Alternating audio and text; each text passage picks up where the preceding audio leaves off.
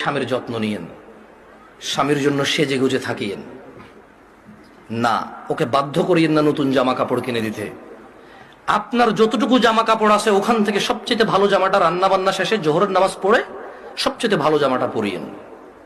আপনার বাসায় যে অমুক তেল লাগবে তমুক তেল লাগবে চুলে দেওয়ার জন্য ওকে বাধ্য করিয়েন না। যেই তেল আছে, চুলে যদি তেল দেওয়ার অভ্যাস থাকে ওখান থেকে একটু তেল নিয়ে মাথা আছড়াই নিয়েন। আর আপনার উপস্থিত যে জামা কাপড় আছে ওখান থেকে ভালো জামাটা পরিয়েন। স্বামী যখন ঘরে ঢুকবে মুচকি হেসে ওকে সালাম দিয়ে রিসিভ করিয়েন।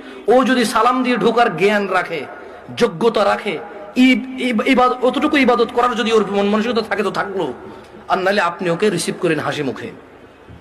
ও গোসলে যাওয়ার আগে গামছা লুঙ্গিটা টয়লেটে দিয়ে আসিয়েন। গোসল থেকে বের হওয়ার সময় গামছা অথবা তোয়াল্লা প্রয়োজন হলে দিয়েন। এরপর জিজ্ঞেস করিয়েন ভাত কি খাবে এখন নাকি একটু পরে। যদি বলে যে পরে খাবে, কিছুক্ষণ পর আবার জিজ্ঞেস করেন ভাত খাবে কিনা। ও যদি পছন্দ করে যে ওর বাবা মা বোন এদের সাথে ভালো আচরণ করা যদি ও পছন্দ করে আপনার পক্ষ থেকে, আপনি ওর বাবা মা বোন এদের সাথে ভালো আচরণ করিয়েন। ওরা যতই কটু কথা বলুক, আপনি ওর বাবা মা বোনের বিরুদ্ধে ওর কাছে বিচার দিয়েন না। যদি ও পছন্দ না করে বিচার, একটু সহ্য করিয়েন। যখনই আপনাকে বিছানাটাকে যাবেন, কখনো রাগ করে বাপের বাড়ি চলে যাবেন এটা বলবেন না। ও যদি আপনাকে বলে এবার তো অনেকদিন হয়েছে যাও না, 2 একদিন ঘুরে আসো, সমস্যা নেই, তোমার বাবা মাও তো তোমাকে দেখে না অনেকদিন।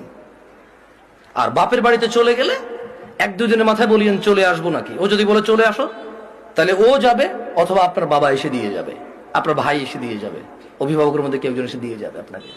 এটা আপনি খেয়াল রাখবেন। যদিও আপনার প্রতি রাগ করে, আপনি উল্টা রাগ করিয়েন না। আপনি একটু ইতস্ত হয়ে একটু নার্ভাস ফিল করিয়েন।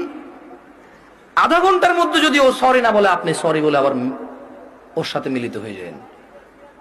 আপনার স্বামী যদি বোকা মানুষ হয় তাহলেও ও আপনাকে আস্তে আস্তে পছন্দ করবে ইনশাআল্লাহ।